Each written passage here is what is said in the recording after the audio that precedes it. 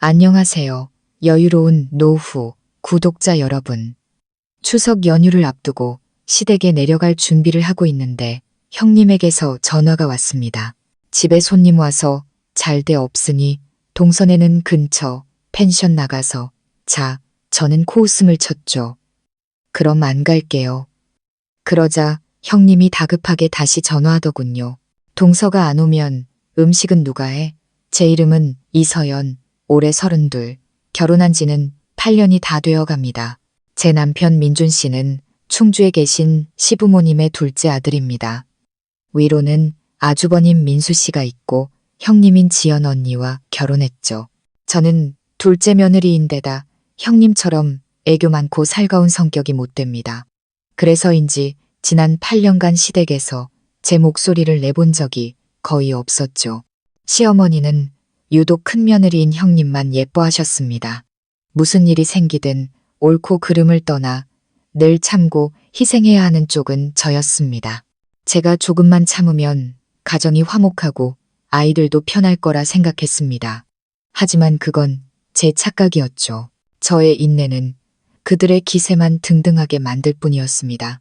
서울의 찜통더위가 길었던 만큼 이번 추석 연휴가 더욱 간절했습니다. 저는 캐리어에 옷을 챙겨 넣으며 새 식구가 내려갈 채비를 하고 있었습니다. 제 딸 소미는 새로 산 꽃무늬 원피스를 넣어달라며 제 주위를 맴돌았죠. 마음 한편으로는 설레기도 했습니다. 비록 시댁에 가면 형님의 눈치와 어머님의 편애를 견뎌야 하지만 아버님을 뵐 수 있으니까요. 시댁에서 유일하게 저희 모녀를 공평하게 대해주시는 분이셨습니다. 한창 짐을 싸는데 전화벨이 울렸습니다. 화면에 형님 두 글자가 뜨자 저도 모르게 한숨이 나왔습니다. 불길한 예감이 들었죠. 애써 밝은 목소리를 만들며 전화를 받았습니다. 네, 형님, 저 서연이에요. 수화기 너머로 형님의 살가운 목소리가 들려왔습니다. 지난 8년간 들어왔지만 들을 때마다 등골이 서늘해지는 그런 목소리였죠. 어머, 우리 동서, 뭐 하고 있었어? 내려올 준비는 다 했고. 네, 형님, 지금 짐 싸고 있어요. 아마 내일 아침 일찍 출발할 것 같아요. 집에 무슨 좋은 일이라도 있어요. 형님은 계산적인 웃음소리를 냈습니다. 어휴, 말도 마. 이번에 아주버님네. 그러니까 우리 오빠네 식구들이 강원도에서 내려온대. 대여섯 명이나 집이 좁아서 걱정이야. 가슴이 철렁 내려앉았습니다. 본론이 시작되겠구나 싶었죠. 아, 그러세요? 식구들이 많아져서 시끌벅적하고 좋겠네요. 제 목소리는 이미 굳어 있었습니다. 응, 많으면 좋지. 근데 동서도 알다시피 우리 집 2층에 방이 2개뿐이잖아. 부모님 쓰시는 안방 하나, 우리 부부 쓰는 방 하나. 동선에 오면 쓰던 옆방은 이번에 우리 오빠네 식구들한테 내줘야 할 것 같아. 멀리서 온 귀한 손님인데 바닥에서 재울 순 없잖아. 저는 소미의 원피스를 쥔 채 아무 말도 하지 못했습니다. 형님은 능청스럽게 말을 이었습니다. 그래서 말인데 동선에는 오면 마을 입구에 새로 생긴 펜션에서 며칠 묵는 게 어때? 요즘 펜션 시설도 좋고 깨끗하잖아. 소미도 좋아할 거고. 돈은 걱정 마. 형님이 다 낼게. 우리 사이에 뭘. 다 한가족인데. 한가족. 그 말이 목구멍에 가시처럼 걸렸습니다. 한가족인데 자기 집에 와서 펜션으로 쫓겨나야 한다니. 저는 며느리고 남편은 아들이며 소미는 친손녀입니다. 조상 대대로 살아온 본가에 우리 세 식구 몸유일 곧 하나 없어 형님의 오빠 가족에게 자리를 내줘야 하는 이 상황. 지난 8년간 억눌러왔던 울분이 터져 나왔습니다. 3년 전 설날이 떠올랐습니다. 그때도 형님네 손님이 왔었죠.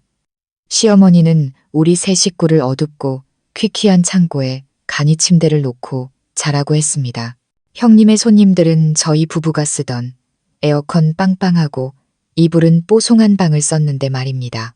형님 손님들을 위해 차린 진수성찬. 그들이 떠난 후 부엌에서 저희 모녀가 먹은 건 멀건 나물 반찬과 다 타버린 고기 몇 점이 전부였습니다. 시어머니는 손님 먼저지 대충 먹어라라고 하셨죠. 형님이 작아서 못 입는다며 건네준 스웨터는 팔꿈치가 다해져 있었습니다. 이런 무시와 서름을 더는 단 한순간도 참을 수 없었습니다. 저는 충분히 참았습니다. 지난 8년간의 며느리살이는 식모살이보다 못했습니다. 저는 심호흡하며 떨리는 목소리를 가다듬었습니다. 형님, 그럼 형님 오빠네더러 펜션에 가라고 하면 안 돼요? 어차피 손님이고 형님 말대로 펜션이 그렇게 좋다면서요. 수학이 넘어 형님의 목소리가 순식간에 차가워졌습니다. 너 지금 뭐라고 했니? 어떻게 우리 손님이랑 너희를 비교해? 우리 오빠는 멀리서 온 귀한 손님이야. 동서가 됐으면 철 좀 들어야지. 제가 뭘 철없이 굴었는데요. 여기는 제 시댁이고 저희 부모님 댁이에요. 저희는 집에 가는 거지. 남의 집에 신세 지러 가는 게 아니라고요. 저 펜션 같은 데 안 가요. 너 지금 형님한테 대드는 거야? 올 거야? 안 올 거야? 똑바로 말해. 안 갈게요. 저는 단호하게 말하고 전화를 끊었습니다. 두려움이 아니라 분노로 손이 부들부들 떨렸습니다. 엄마의 표정이 이상한 걸 느낀 소미가 제 옷자락을 잡아당겼습니다. 엄마, 할아버지 보러 안 가? 저는 딸을 끌어안았습니다. 눈물이 터져 나올 것 같았죠. 응, 이번엔 안 가. 엄마가 우리 소미. 다시는 이런 무시당하게 안 할 거야. 형님과의 통화가 끝난 지 5분도 채 되지 않아 전화기가 다시 시끄럽게 울렸습니다. 형님이었습니다. 저는 전화를 무음으로 바꾸고 옆으로 던져버렸습니다. 제가 전화를 받지 않자 형님은 분명 자신의 지원군에게 연락할 터였습니다. 예상대로 남편 민준 씨의 전화가 울리기 시작했습니다. 남편은 마침 욕실에 들어가 있었죠. 저는 심호흡하며 헝클어진 생각을 정리했습니다. 이대로 안 갈 수는 없었습니다. 제가 가지 않으면 형님은 신이 나서 시부모님께 제가 버릇없고 시댁을 무시한다고 이간질할 게 뻔했습니다. 평소에도 저를 탐탁지 않게 여기시던 어머님은 더욱 저를 미워하게 되겠죠. 하지만 그렇다고 펜션으로 쫓겨나는 건 자존심이 허락하지 않았습니다. 그럴듯한 핑계가 필요했습니다. 저의 잘못이 아닌 어쩔 수 없는 상황이라는 핑계. 그때 작년에 친구 수진이와 강릉으로 여행 갔을 때 찍은 사진이 눈에 들어왔습니다. 수진이. 저는 서둘러 수진이에게 전화를 걸었습니다. 수진아, 뭐해? 나 내일 쇼인데. 왜 그래? 목소리가 왜 이렇게 심각해? 수진아, 나 좀 살려줘.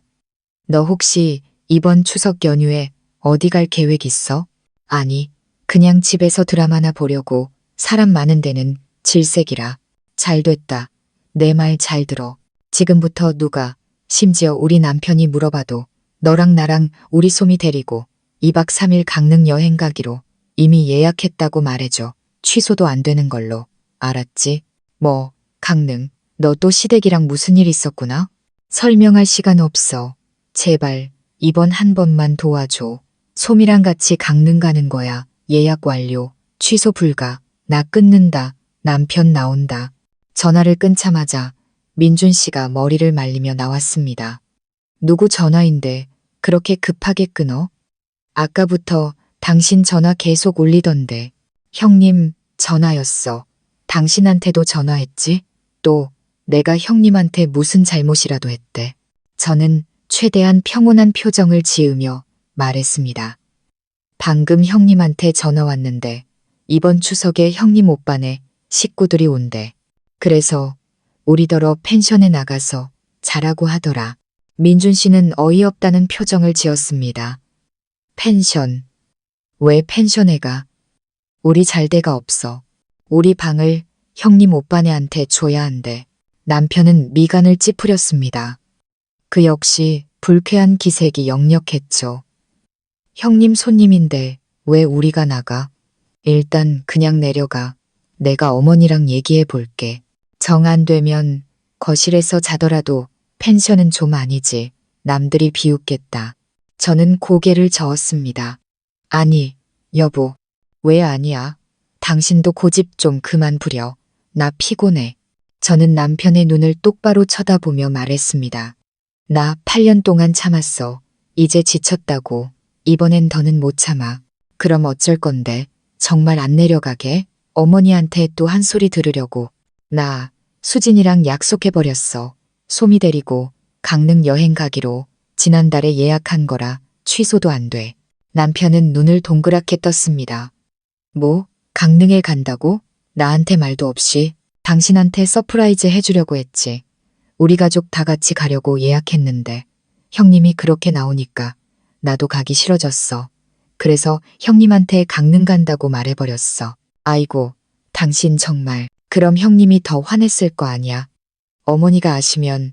바로 그때 제 전화가 다시 울렸습니다. 이번엔 시어머니였습니다. 저는 남편에게 휴대폰을 건넸습니다. 어머니 전화야.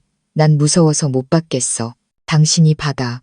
남편은 망설이다 전화를 받았습니다. 네, 어머니, 저예요.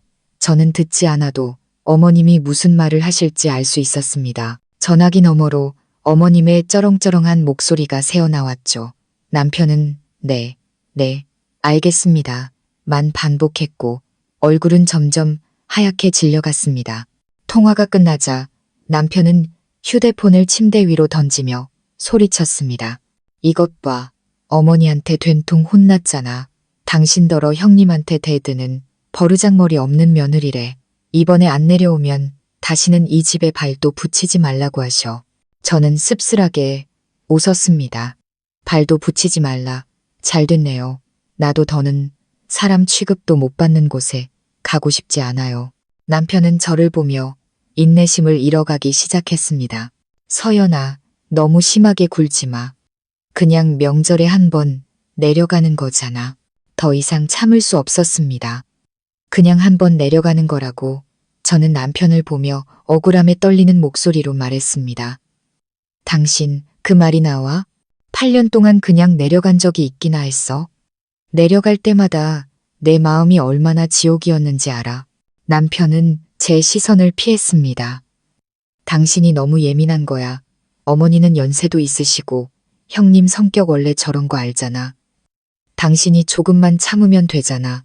내가 뭘 더 참아. 저는 거의 소리를 질렀습니다. 작년 할아버지 제사 때 기억 안 나. 형님네 손님들 대여섯 명이 몰려왔을 때 어머니가 나 혼자 부엌에서 제사 음식 5상을 차리라고 했잖아. 새벽부터 점심까지 땀 뻘뻘 흘리면서 일했는데 정작 손님들은 윗목에서 배불리 먹고 마실 때 우리 세 식구는 부엌 구석에서 식어 빠진 밥 먹으라고 했잖아. 당신도 기억하잖아. 남편은 고개를 숙였습니다. 그야 손님이니까 우리가 양보해야지. 양보. 그럼 우리 소미는 걔는 아직 어린애야. 윗방에 올라가서 과자 하나 집었다가 형님 조카한테 밀쳐져서 넘어졌잖아. 애가 우는데 어머니는 달려와서 애 달래주기는커녕 나한테 애 간수도 못해서 손님들 시끄럽게 한다고 호통치셨어. 내 눈앞에서 내 새끼가 당했는데 난 죄송하다고 빌어야 했어. 당신도 거기 있었잖아. 제 목소리는 갈라졌습니다. 애써 묻어두었던 아픈 기억들이 생생하게 떠올랐습니다. 옷은 또 어떻고? 형님이 당신한테 옷 많이 줬다고 했지? 그거 전부 형님이 안 입는 낡은 옷. 어떤 건 찢어지고 어떤 건 곰팡이 핀 옷들이었어. 거지한테 적선하듯이 던져줬다고. 그런데 어머니는 뭐라고 하셨어? 형님이 마음 써주는 거니 고맙게 받아라. 내가 그 사람 헌 옷이나 주워 입을 만큼 가난해. 남편은 다가와 저를 안으려 했지만 저는 그의 손을 뿌리쳤습니다. 이번에도 마찬가지야. 귀한 손님. 형님 오빠가 귀한 손님이면 당신 아내랑 당신 딸은 뭔데? 쓰레기야? 우리 집에 가는데도 거지처럼 펜션으로 쫓겨나야 해. 당신은 창피하지도 않아? 남편은 그 자리에 얼어붙었습니다. 그의 얼굴은 수치심으로 붉게 달아올랐죠. 남편은 나쁜 사람이 아니었습니다. 아내와 자식을 사랑했지만 너무나도 유약했고 어머니를 두려워했습니다. 그는 늘 좋은 게 좋은 거라는 식으로 문제를 덮으려 했고 그 가짜 평화를 위해 희생하는 사람은 언제나 저였습니다. 남편은 침대 끝에 주저앉아 머리를 쥐어뜯었습니다. 미안해. 내가 너무 무심했어. 당신이 그렇게까지 힘들었을 줄은 몰랐어. 저는 고개를 돌려 흐르는 눈물을 닦았습니다. 당신 사과 필요 없어. 그냥 내 인내심에도 한계가 있다는 것만 알아줘. 난 성인군자가 아니니까. 한동안 침묵이 흘렀습니다. 거실에서 소미가 장난감을 가지고 노는 소리만이 들려왔죠. 마침내 남편이 한숨을 쉬며 말했습니다. 알았어. 이번엔 당신 말 들을게. 소미 데리고 강릉 다녀와. 바람도 쐬고 기분 풀고 와. 친구 수진이도 정말 같이 가는 거야? 예약 다 했어. 저는 눈 하나 깜짝하지 않고 거짓말을 했습니다. 그래, 그럼 다녀와. 난 서울에 남을게. 나도 시댁에 안 갈래. 회사에 급한 일 생겨서 명절 특근해야 한다고 말씀드릴 거야. 저는 놀랐습니다. 남편이 어머니에게 반항한 것은 이번이 처음이었죠. 정말 안 갈 거야? 안 가. 혼자 내려가서 뭐해. 나도 이제 지쳤어. 형님이 뭘 하든 그냥 내버려둬. 어차피 우리가 무슨 힘이 있겠어. 남편은 체념한 듯 말했습니다. 저는 마음 한편이 불편했습니다. 저만 빠져나가려 했는데 남편까지 안 가게 될 줄은 몰랐으니까요. 하지만 어쩌면 이것도 좋은 방법일지 모릅니다. 그래, 그럼 당신도 쉬어. 이번 명절은 우리 가족 모두 휴가라고 생각하자. 제 말이 끝나기 무섭게 전화가 다시 울렸습니다. 시어머니였습니다. 이번에는 남편에게 넘기지 않았습니다. 이제 제가 직접 맞서기로 결심했죠. 심호흡을 하고 남편에게 조용히 하라는 신호를 보낸 뒤 통화 버튼을 눌렀습니다. 네, 어머님, 저예요. 수화기 너머로 어머님의 날카로운 목소리가 인사도 없이 튀어나왔습니다. 네가 감히 내 전화를 받아? 민준이한테 무슨 소리를 한 게냐? 너 지금 애비도 안 내려오게 하려고 수작 부리는 거지? 이 못돼 먹은 것. 저는 휴대폰을 꽉 쥐었습니다. 손톱이 손바닥을 파고들어 아팠습니다. 어머님, 제가 민준 씨한테 아무 말도 안 했어요. 내가 아직도 거짓말을 해. 어머님은 제 말을 잘랐습니다. 내가 안 오면 그만이지. 왜 남편까지 막는 게냐. 이 집안을 아주 풍비박산으로 만들 작정이야. 형님은 좋은 뜻으로 너희 편하게 펜션 잡아주겠다는데 네가 뭔데 생트집이야? 편하게요. 저는 헛웃음을 쳤습니다. 어머님, 그게 말이 된다고 생각하세요? 자기 집에 와서 길바닥으로 나앉는 게 편한 건가요? 제가 며느리예요. 아니면 하숙생이에요. 수화기 넘어가 순간 조용해졌습니다. 어머님은 제가 감히 대꾸할 거라고는 상상도 못하셨을 겁니다. 지난 8년간 저는 네만 반복했으니까요. 네, 네가 감히 시어미한테 그딴 식으로 말대꾸를 해? 이 버르장머리 없는 것. 집에 귀한 손님이 온다는데 네가 동서로서 좀 양보하면 어디가 덧나. 제가 철이 없는 게 아니라 어머님께서 이치에 어긋나시는 거죠. 더 이상 잃을 게 없다고 생각하니 오히려 마음이 편해졌습니다. 저도 어머님 며느리고 형님도 어머님 며느리예요. 민준 씨는 어머님 아들이고 소미는 친손녀고요. 왜 항상 저희만 형님네한테 양보해야 하나요? 형님은 금쪽 같은 며느리고 저는 길가의 돌멩이만도 못하나요? 어머님은 할 말이 없으셨는지 그저 욕설만 퍼부으셨습니다. 이 독한 것. 그래, 좋다. 너 안 오겠다. 이거지? 앞으로 이 집에 발도 붙일 생각 마라. 네, 어머님께서 그렇게 말씀하시니 저도 안 갈게요. 민준 씨한테도 이미 말했어요. 저희 강릉 여행 예약해놔서 이번 명절엔 못 내려간다고요. 욕을 하시든 뭘 하시든 마음대로 하세요. 끊겠습니다. 저는 어머님이 더 소리치기 전에 전화를 끊었습니다. 온몸에 힘이 빠져 침대에 주저앉았습니다. 남편이 놀라 저를 부축했습니다. 당신 배짱 한번 두둑하네. 어떻게 어머님한테 그렇게 말해. 이렇게라도 말 안 하면 내가 화병나서 죽을 것 같았어. 저는 힘없이 말했습니다. 다 끝났어. 이제 정말 안 가. 이번 명절 우리 세 식구 정말 강릉 가자. 내가 지금 바로 기차표 예매할게. 저는 놀라 남편을 쳐다봤습니다. 정말? 당신 회사 일은 어떡하고? 다 때려치워. 회사보다 내 아내, 내 딸이 더 중요해. 수진 씨랑 같이 간다고 했으니 나도 끼워달라고 하자. 지금 바로 예매할게. 비록 늦었지만 남편의 단호한 모습에 마음이 따뜻해졌습니다. 어쩌면 이번 충격이 남편에게 무엇이 진짜 자신의 가족인지 깨닫게 해준 계기가 된 것일지도 모릅니다.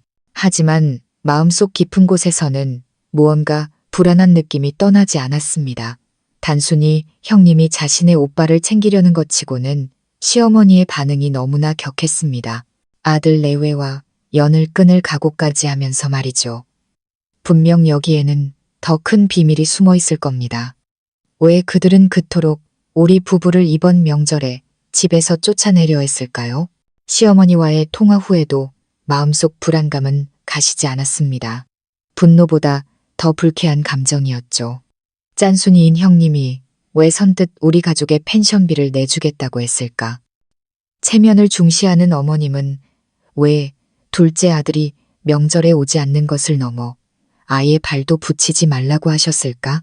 이건 너무 비상식적이었습니다. 저는 시댁 근처에 사는 친척들을 떠올렸습니다. 믿을 만한 사람, 집안 사정을 속속들이 알 만한 사람이 필요했습니다. 제 머릿속에 떠오른 사람은 단 한 명, 작은 고모님이었습니다. 작은 고모님은 시아버님의 사촌 동생으로 시댁 바로 옆집에 혼자 사셨습니다. 직설적이고 조금은 유별난 성격이었지만 형님 앞에서 대놓고 싫은 소리를 하고 제가 억울하게 혼날 때마다 유일하게 제 편을 들어주시는 분이었습니다.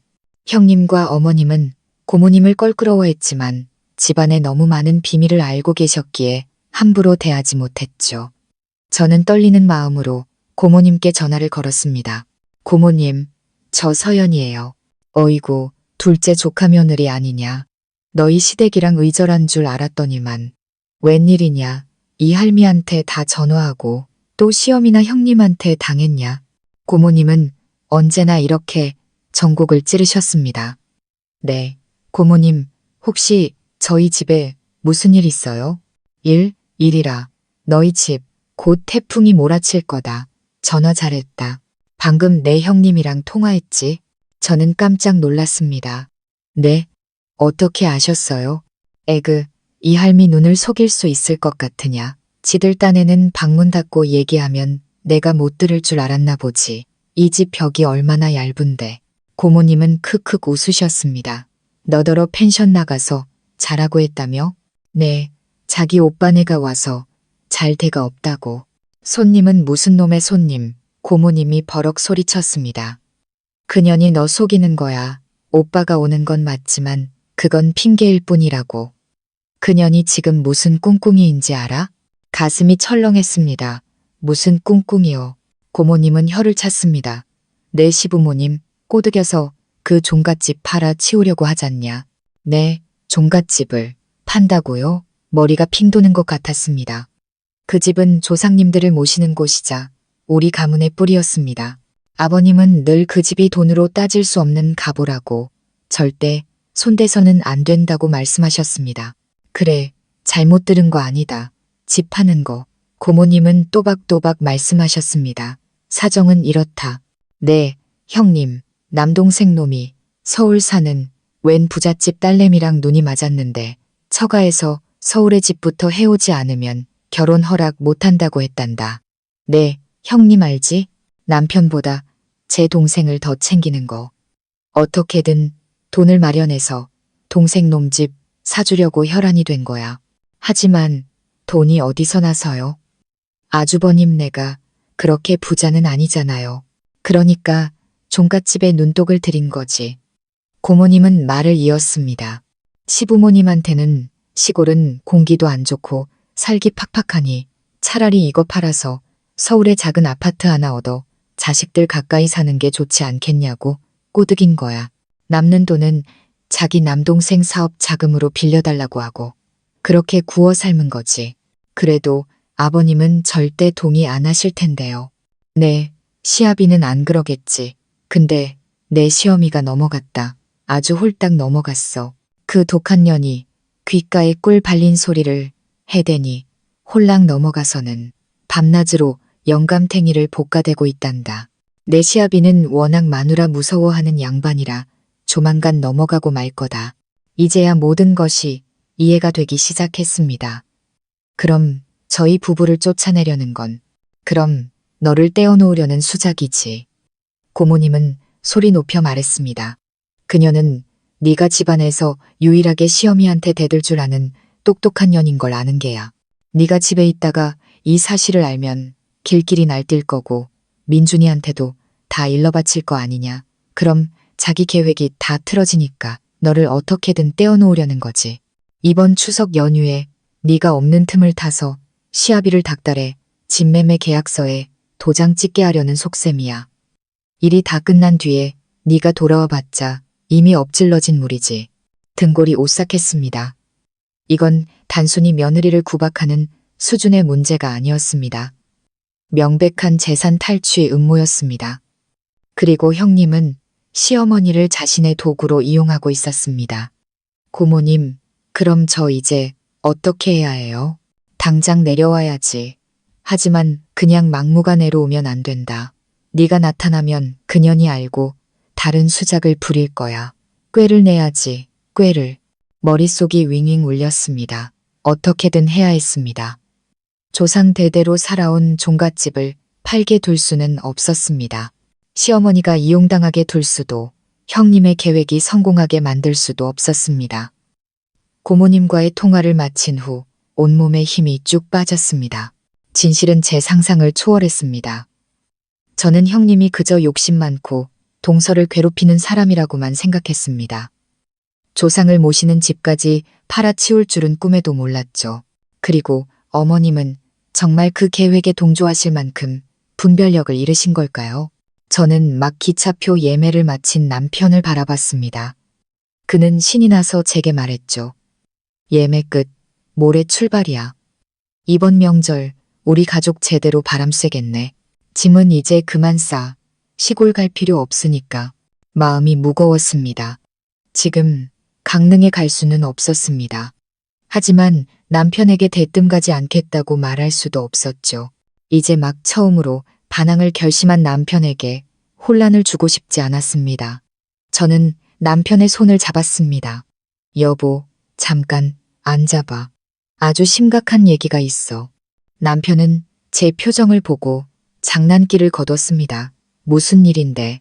어머니가 또 전화하셨어. 어머니가 아니야. 방금 작은 고모님이랑 통화했어. 고모님이? 뭐라고 하시는데? 여보, 내 말 듣고 절대로 흥분하면 안 돼. 약속해. 이건 우리가 생각하는 것만큼 간단한 문제가 아니야. 저는 고모님과의 대화 내용을 전부 남편에게 털어놓았습니다.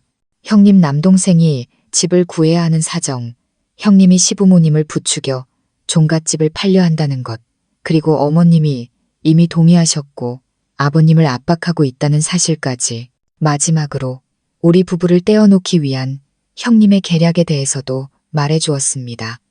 남편의 얼굴은 놀라움에서 의심으로 그리고 분노로 변해갔습니다. 처음에는 믿지 않으려 했습니다. 당신 무슨 말도 안 되는 소리를 해. 고모님이 어디서 헛소문 듣고 와서 과장하시는 거겠지. 형님이 아무리 그래도 어떻게 종갓집을 팔 생각을 해? 그리고 어머니는 절대 동의하실 리 없어. 당신 내 말 못 믿어. 저는 남편의 눈을 똑바로 쳐다봤습니다. 잘 생각해봐. 왜 형님이 우리를 기를 쓰고 펜션으로 내쫓으려 했겠어? 왜 어머니가 그깟방 하나 때문에 우리더러 다시는 집에 오지도 말라고 하셨겠어? 이게 상식적으로 말이 된다고 생각해? 남편은 침묵했습니다. 제 말은 설득력이 있었습니다. 자기 남동생 집 사줄 돈 마련하려고 종갓집을 팔아. 남편은 이를 갈았습니다. 감히 누가 그런 짓을. 그 집은 부모님 집이고 우리 조상님들 집이야. 남편의 분노가 폭발했습니다. 제 예상대로였습니다. 자신을 무시하는 것은 참아도 가문의 뿌리인 종갓집을 건드리는 것은 용납할 수 없는 문제였던 겁니다.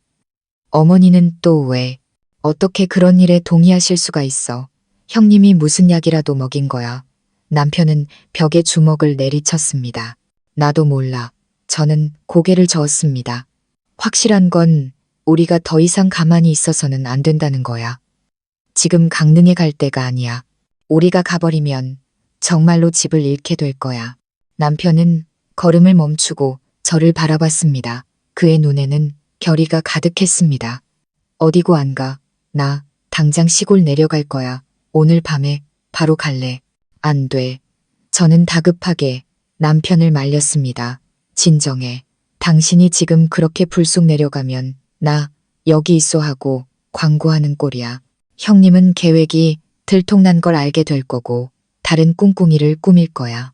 어머니는 또 형님 편을 들면서 당신이 마누라 말만 듣고 와서 분란 일으킨다고 하실 거라고.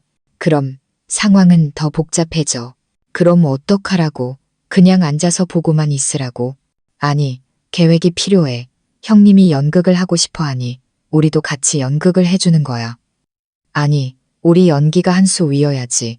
무슨 계획? 남편은 의심스러운 눈으로 저를 봤습니다. 저는 남편을 보며 그동안 숨겨왔던 비장의 카드를 꺼낼 때가 왔음을 직감했습니다. 한 번도 사용하게 될 줄 몰랐던 카드였죠. 여보, 내가 그동안 형님의 물건 몇 가지를 가지고 있었다는 거 알아? 남편은 의아한 표정으로 저를 봤습니다. 물건, 무슨 물건? 진정하고 내 말 들어.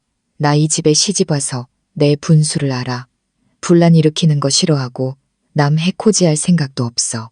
하지만 형님과 어머님 사이에서 살면서 나 자신과 소미를 지키려면 방어벽이 필요했어. 남편은 조용히 제 다음 말을 기다렸습니다. 1년 전쯤 아버님 편찮으셨을 때 형님이 집에 온 적 있지? 그때 형님이 누구랑 통화하는 걸 들었어. 아마 자기 남동생이었을 거야. 내가 소미 데리고 예방접종 간 줄 알고 방문도 안 닫고 통화하더라고. 근데 내가 접종 수첩을 깜빡해서 다시 돌아왔거든. 저는 그날 들었던 형님의 차갑고 경멸적인 목소리를 떠올렸습니다. 뭐라고 했는데? 남편이 초조하게 물었습니다. 웃으면서 그러더라. 걱정 마. 우리 시어머니 이제 정신도 오락가락해서 내가 하는 말이면 다 믿어. 꿀 발린 소리 몇 마디만 하면 돈 다 내주신다고. 시아버지는 워낙 마누라 무서워하니까 시어머니만 허락하면 끝이야. 그러면서 나중에 부모님 늙고 병들면 연금까지 다 빼돌려서 자기들끼리 나눠 갖자고 하더라. 둘째 놈은 멀리 사니 뭘 알겠어? 하면서 세상에 형님이 부모님을 두고 그런 말을 했다고? 남편의 눈이 충격으로 커졌습니다. 저는 남편의 눈을 똑바로 보며 말했습니다. 한마디도 빼놓지 않고 다 들었어. 그리고 그 통화 내용 전부 녹음해뒀어. 녹음? 응. 컴퓨터에 잠금 폴더 만들어서 저장해뒀어. 남편은 충격에 빠졌습니다. 그가 형님이라고 부르던 사람이 그런 말을 했다는 것도, 제 아내가 그런 엄청난 일을 저질렀다는 것도 믿을 수 없었죠. 여보, 날 탓하지는 마. 형님을 해치려던 게 아니야. 그냥 나 자신을 지키기 위한 보험이었어. 언젠가 형님이 우리 부부에게 누명을 씌울 때 결백을 증명할 증거로 쓰려고 했지. 하지만 이게 다가 아니야. 또 뭐가 있는데? 어머님이 제사상 서랍에 넣어두시는 갈색 가죽 표지, 가계부 기억나? 남편은 고개를 끄덕였습니다. 어머님이 집안의 크고 작은 지출을 모두 기록해두는 가계부였죠. 2년 전에 아주버님이 부엌 수리한다고 했을 때 내가 제사상 청소하다가 우연히 그걸 봤어. 어머님이 깜빡 잊고 꺼내두셨더라고. 궁금해서 한번 펼쳐봤는데 이걸 발견했지. 저는 휴대폰 사진첩을 열어 사진 한 장을 보여주었습니다. 어머님의 글씨체가 선명했죠. 5월 5일 민수 부엌 수리비 3천만 원. 그리고 몇 달 전 페이지에는 5월 5일 지연이 남동생일 봐준다고 2천만이라고 적혀 있었습니다. 합이 얼마야? 5천만 원. 남편이 중얼거렸습니다. 차용증 한 장 없이 빌려준다는 말 한마디 없이 나간 돈이었습니다. 그런데 기억나. 작년에 소미가 아파서 일주일 동안 입원했을 때 우리 돈이 모자라서 내가 어머님께 1,000만 원만 빌려달라고 했잖아. 어머님 돈은 주셨지만 당신한테 뭘 하라고 하셨지? 남편은 고개를 떨궜습니다. 잊을 수 없는 기억이었죠. 어머님은 남편에게 제 서명까지 받아 차용증을 쓰게 했습니다. 너희는 씀씀이가 해프니 나중에 딴소리하지 않게 기록해둬야 한다면서요. 친손녀 목숨 구하는 돈 1,000만 원을 가지고 어머님은 우리를 채무자처럼 대했습니다. 남편은 침대에 주저앉아 머리를 감싸 쥐었습니다. 울지는 않았지만 그의 마음이 산산조각 났다는 것을 알 수 있었습니다. 돈 때문이 아니었습니다. 어머니의 잔인할 정도의 편애와 불공평함 때문이었죠. 왜 이제야 말했어? 남편이 붉어진 눈으로 저를 봤습니다. 말해서 뭐하게? 당신더러 어머니랑 싸우라고. 가족들끼리 등 돌리고 살라고. 그냥 꾹 참고 언젠가 어머니께서 스스로 깨달으시길 바랐어. 하지만 오늘은 달라. 저는 결연한 표정으로 일어섰습니다. 오늘은 형님이 종갓집을 건드렸고 어머니가 그 일에 동조하셨어. 그들은 더 이상 우리를 자식으로, 가족으로 생각하지 않아. 그러니 나도 더는 체면 차려줄 필요 없어. 이 녹음 파일과 사진들이 내 비장의 카드야. 아버님 앞에서, 모든 친척들 앞에서 형님의 진짜 얼굴을 드러낼 수 있는 증거라고. 남편은 한동안 멍하니 있다가 이내 분노에 차벌떡 일어났습니다. 못 참아. 나 당장 내려갈 거야. 이 녹음 파일, 온 동네 사람들 다 들으라고 틀어버릴 거야. 이 사진, 형님 얼굴에 던져버릴 거라고. 어머니가 그래도 형님 편을 드는지 한번 보자고. 안 돼. 저는 다급하게 남편을 붙잡았습니다. 진정해. 지금 당신이 가서 소란 피우면 모든 게 엉망이 돼. 어머니는 내가 당신을 조종해서 집안 망신시키려고 녹음까지 한독한 년이라고 하실 거야. 증거를 조작했다고 몰아세우면서. 그럼 어머니는 우리를 더 미워하고 오히려 형님 편에 더 단단히 서실 거라고. 득보다 실이 많아. 남편은 힘없이 주저앉았습니다. 그럼 어떡하라고? 그냥 앉아서 집 팔리는 거 구경만 해. 아니, 형님이 연극을 하고 싶어 하니 우리도 같이 연극을 해주는 거야. 형님은 우리가 강릉에 가길 바라지? 좋아. 난 강릉에 갈 거야. 뭐, 당신 지금 제정신이야. 정말 가겠다고? 집안일은 다 내팽개치고 내 말 끝까지 들어. 이번엔 진짜로 가는 거야. 수진이한테 전화해서 당장 강릉 여행 예약하라고 할 거야. 나와 소미 둘이서. 그리고 실시간으로 SNS에 사진 올려서 온 세상 사람들이, 특히 형님이 보도록 할 거야. 내가 정말 강릉에 있다고 믿게.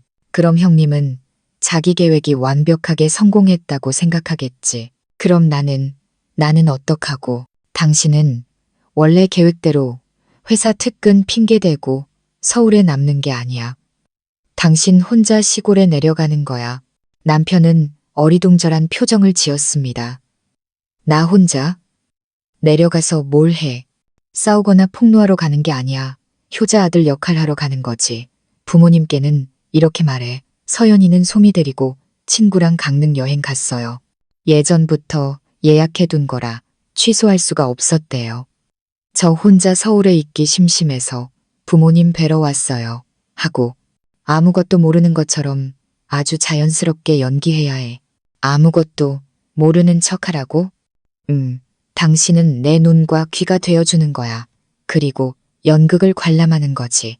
형님이 무슨 수작을 부리는지, 어머니가 어떻게 동조하시는지, 그리고 가장 중요한 아버님의 태도는 어떤지. 당신의 임무는 무슨 수를 써서라도 아버님이 어떤 서류에도 도장을 찍지 못하게 막는 거야. 위임장이든 동의서든 계약서든 절대 안 돼. 하지만 내가 어떻게 막아? 어머니가 밀어붙이고 형님이 닥달하면 억지로 막을 필요 없어. 시간만 끌면 돼.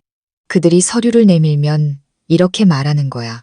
아이고, 이렇게 큰일을 왜 저희랑 상의도 안 하셨어요. 서연이 여행에서 돌아오면 그때 다시 얘기해요. 저희 부부도 상의를 좀 해봐야죠. 아니면 조상님들 모신 집을 파는 건 너무 큰일이에요. 부모님, 다시 한번 생각해 보세요. 하면서 어떻게든 시간만 끌어. 며칠만 버티면 내가 돌아갈 거고 그때 내가 해결할게. 남편은 제 말을 듣고 고개를 끄덕였습니다. 그의 눈빛은 어느새 단단해져 있었죠. 알았어. 내가 스파이가 될게. 내가 가서 그 연극이 어떻게 돌아가는지 지켜볼게. 명심해. 아무리 화가 나도 절대 아는 척하면 안 돼. 순진한 척할수록 형님은 방심할 거야. 당신은 아버님과 집문서만 지키면 돼. 알았어. 저는 망설이지 않고 수진이에게 다시 전화를 걸었습니다. 수진아, 강릉, 진짜로 간다. 2박 3일, 나랑 소미, 제일 좋은 걸로 당장 예약해. 진짜 가는 거야. 특급 호텔로 잡아. 전화를 끊고 남편을 돌아봤습니다. 강릉행 티켓은 끊었어. 이제 당신 차례야.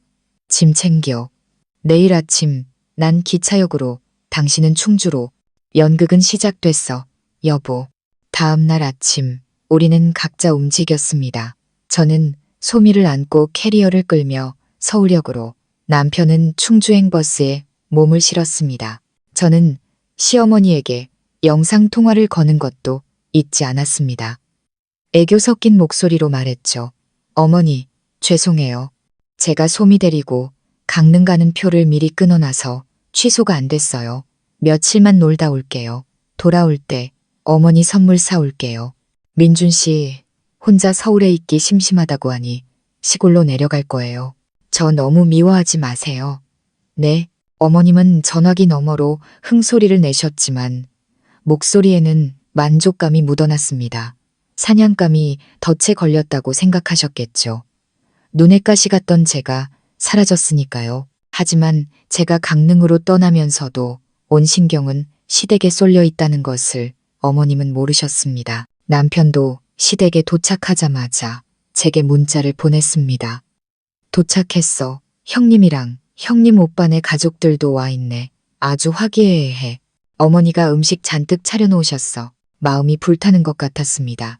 그 화기애애함이 거짓이라는 것을 알기에 더욱 그랬죠. 남편 혼자 그곳에 있는 것이 불안했습니다.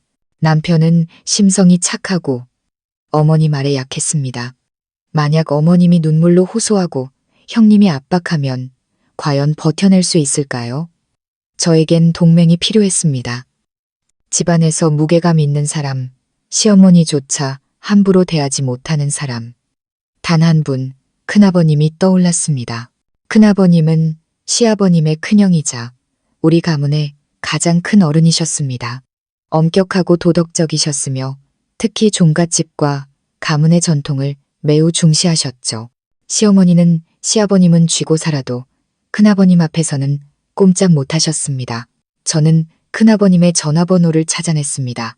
조카 며느리 신분으로 이런 일로 전화를 드리는 것이 도리에 어긋나는 일일지도 모른다는 생각에 손이 떨렸습니다. 하지만 상황이 급박했기에 다른 선택지가 없었죠. 여보세요. 큰아버님의 중후하고 위험 있는 목소리가 들려왔습니다. 큰아버님, 저 민준이 아내 서연이에요. 아침부터 죄송합니다. 혹시 잠시 통화 괜찮으실까요? 집안의 아주 중요한 일로 여쭤볼 것이 있어서요. 수화기 너머는 잠시 조용했습니다. 민준이 그래, 말해보거라. 저는 심호흡하고 차근차근 설명을 시작했습니다. 형님이 우리 부부를 쫓아낸 이야기, 종갓집을 팔려는 음모에 대한 작은 고모님의 경고, 그리고 형님을 속이기 위해 제가 강릉으로 떠나고 남편이 시댁으로 내려간 저희 부부의 계획까지. 제 이야기가 끝났지만 큰아버님은 여전히 침묵하셨습니다. 그 침묵에 저는 더욱 초조해졌습니다. 큰아버님, 듣고 계세요? 제가 분수 넘게 어른들 일에 끼어드는 건 알지만 이건 조상님들을 모신 큰아버님이 제 말을 끊으셨습니다. 목소리에는 깊은 피로감이 묻어났습니다. 너는 내 시어미가 그 지연이라는 애한테 속아서 꼬드김에 넘어가서 집을 판다고 생각하는 게냐? 저는 의아했습니다. 네? 작은 고모님께서는 형님이 어머님을 구워 삶았다고. 아니다, 얘야. 큰아버님은 한숨을 쉬셨습니다. 진실은 네가 생각하는 것보다 더 잔인하다. 가슴이 철렁 내려앉았습니다. 지난주에 큰아버님은 천천히 말씀하셨습니다. 내 시어미가 직접 나를 찾아왔었다. 의견을 물으러 온 것이 아니라 통보를 하러 온 것이었지. 통보요? 그래. 종갓집을 팔기로 결정했다는 통보였다. 큰며느리가 잘 아는 사람을 찾아왔는데 값을 아주 잘 쳐준다고 하더구나. 2억에 팔고 그 돈으로 서울에 작은 아파트 하나 얻어서 민수네 근처에서 살겠다고 했다. 이 답답한 시골 구석보다 그게 훨씬 깨끗하고 편하지 않겠냐면서 귀가 멍멍했습니다. 2억이요? 아버님, 다시 한번 말씀해 주세요. 어머님께서 직접 집을 팔고 싶어 하셨다고요? 형님이 부추긴 게 아니라? 그래, 주동자는 내 시어미다. 그 지연이라는 애는 그저 바람을 잡고 매수자를 찾아온 것뿐이야. 내 시어미가 완전히 노망이 든 게지. 내가 불호령을 내렸다. 조상님들 모신 집을 어찌 돈 몇 푼에 팔아 치우려 하냐고. 당장 그만두라고 했지. 그랬더니 단단히 삐져서 돌아가더구나. 그런데도 기어코 일을 저지를 줄은 몰랐다. 그럼 아버님은요? 아버님도 동의하셨어요. 내 시아비야. 평생을 마누라 등살에 눌려 산 사람 아니냐. 내 시어미가 뭐라 하든 찍소리나 했겠느냐. 내가 호통을 쳐도 고개만 숙이고 있더구나. 이 집은 내 시어미가 팔려고 작정한 집이다. 큰며느리는 그저 행동대장일 뿐이야. 온몸의 피가 차갑게 식는 것 같았습니다. 제 계획은 처음부터 뿌리가 잘못되어 있었습니다. 저는 남편이 형님의 계략으로부터 부모님을 지키기 위해 내려간다고 생각했습니다. 하지만 이제 보니 남편은 형님뿐만 아니라 자신의 친어머니와도 정면으로 맞서 싸워야 하는 것이었습니다. 남편 혼자서 어떻게 그들을 감당할 수 있을까요? 큰아버님, 제 목소리가 떨려 나왔습니다. 그럼 이제 어떻게 해야 하죠? 민준 씨 혼자서는 어머님을 당해낼 수 없을 텐데요. 진정하거라. 큰아버님의 목소리가 단호하게 바뀌었습니다. 내가 너한테 연락하지 않은 것은 나 역시 계획을 세우고 있었기 때문이다. 그들이 2억에 팔고 싶어 한다. 좋다. 아주 잘 됐어. 저는 큰아버님의 의도를 이해할 수 없었습니다. 네, 너희 부부 연극을 보고 싶다고 했지. 좋다. 이제 우리 더 큰 판을 한번 벌여보자. 그들이 판 연극보다 더 큰 연극을 말이다. 제 꾀에 제가 넘어가게 만드는 거지. 어떻게 생각하느냐. 저는 여전히 서울역이었습니다. 시끄러운 안내 방송 소리에도 제 귀에는 오직 큰아버님의 힘이 있는 목소리만 들려왔습니다. 연극이라니요. 무슨 그들이 2억에 팔려고 한다고 했지? 네, 어머님께서 그렇게 말씀하셨대요. 좋다. 내게 부동산 중개업을 하는 장 사장이라는 친구가 있다. 가끔 우리 동네에 와서 헌집을 보러 다니곤 하지. 얼마 전에 그 친구가 그러더구나. 서울에 있는 한 여행사에서 오래된 시골집이나 한옥을 사들여서 외국인 관광객들을 위한 한옥 스테이로 개조하는 사업을 한다고. 값을 아주 후하게 쳐준다고 했어. 저는 큰아버님의 계획을 어렴풋이 짐작할 수 있었습니다. 그럼 장 사장님께 부탁해서 그래, 내 친구 한 명을 그 여행사 투자자인 척 위장시키는 거다. 장 사장과 그 가짜 투자자가 아주 우연을 가장해서 너희 집에 찾아갈 게다. 그런 다음에는요, 지현이라는 애는 2억에 팔려고 혈안이 되어 있겠지.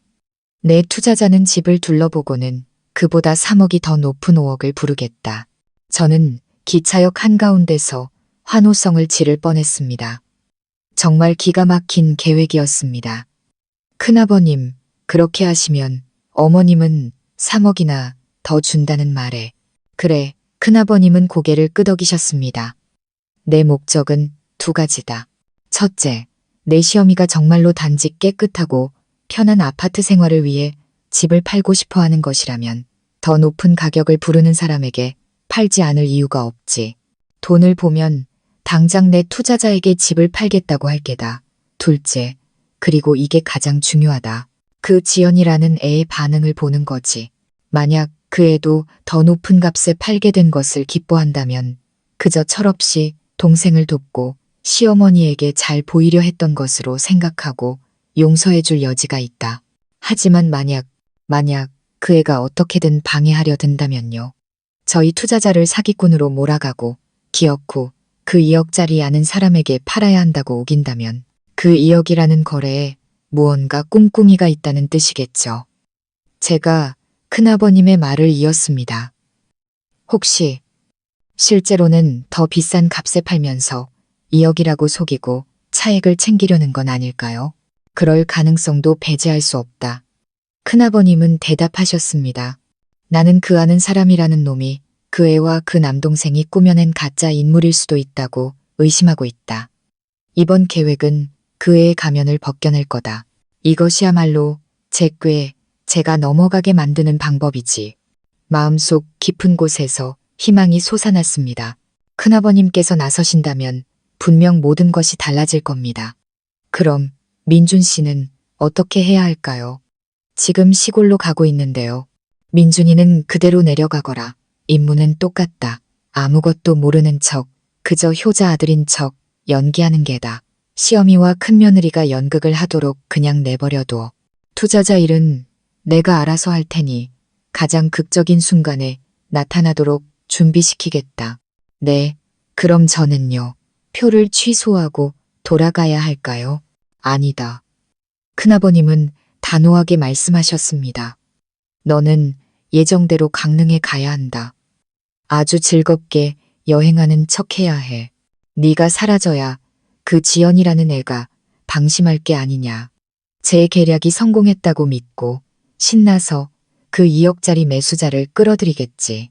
바로 그때 내 5억짜리 투자자가 등장하는 거다. 그래야 연극이 더 재밌어지지 않겠느냐. 이제야 모든 것이 이해됐습니다. 이 연극판에서 형님은 자신이 주인공이라고 생각하겠지만 사실은 장기판 위의 졸에 불과했습니다. 진짜 판을 짜는 사람은 큰아버님과 저였죠. 네, 알겠습니다. 큰아버님. 정말 감사합니다. 이 은혜를 어떻게 갚아야 할지. 됐다. 조상님들 모신 집을 지키는 건 이 집안 장손의 책임이다. 너는 즐겁게 여행이나 다녀오너라. 계속 연락하고 무슨 일 있으면 민준이한테 전하겠다. 전화를 끊자 마침 기차가 곧 출발한다는 안내 방송이 나왔습니다.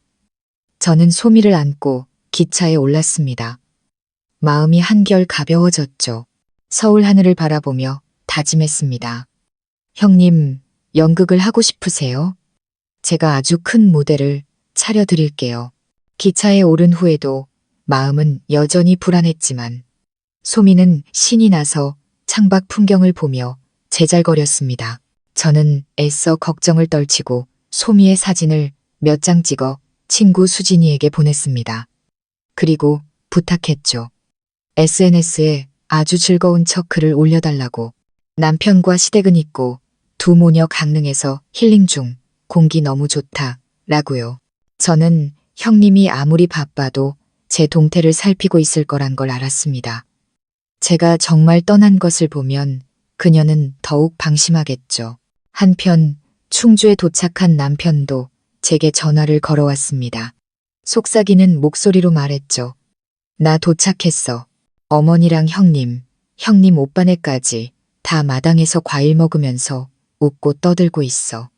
내가 혼자 온 걸 보시더니 어머니가 엄청 좋아하시네. 역시 우리 아들, 마누라가 놀러가도 아들은 부모님 챙겨야지 하시면서 형님도 엄청 살갑게 굴어. 자기 역할에 충실해. 그냥 효자 아들, 순진한 아들인 척해. 집 얘기는 꺼내지도 말고 그들이 먼저 꺼내게 둬. 내 몸은 강릉에 있지만 내 눈과 귀는 당신이야. 큰아버님의 계획대로 다음 날 아침이었습니다. 온 가족이 아침 식사를 하고 있을 때 큰아버님께서 우연히 아침 운동을 하다 들르셨습니다. 시어머니는 며칠 전 큰아버님께 혼난 것이 마음에 걸렸지만 시아주버님 앞이라 살갑게 맞이했습니다.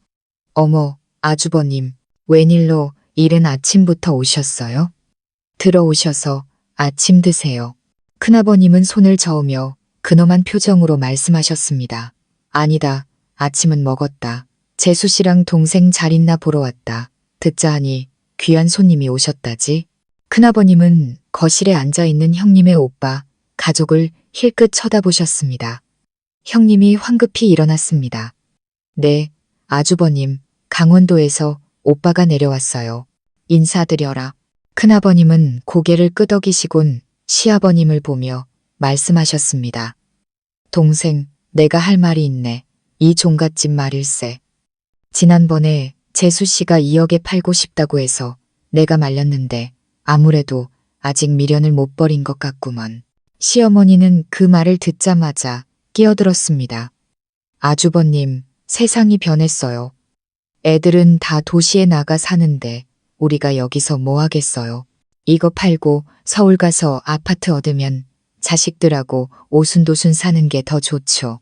그때 남편이 아무것도 모른다는 순진한 표정으로 끼어들었습니다. 네, 집을 팔아요. 전 처음 듣는 얘기인데요. 아버지, 어머니, 종갓집을 파신다고요? 시어머니는 남편을 쏘아봤습니다. 넌 뭘 안다고 나서 어른들 얘기하는데 넌 가만히 있어. 우리가 다 알아서 결정했어.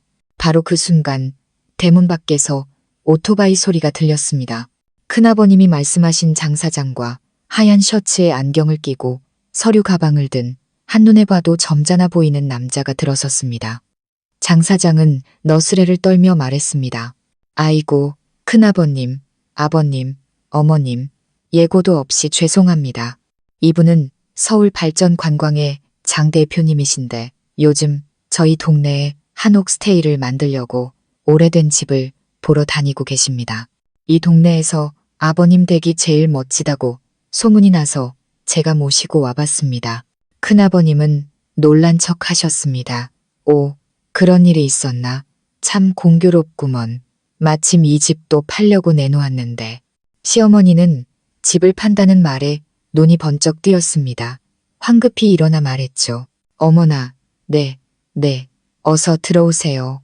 대표님, 저희 집이 낡아 보여도 다 최고급 목재로 지은 집이에요.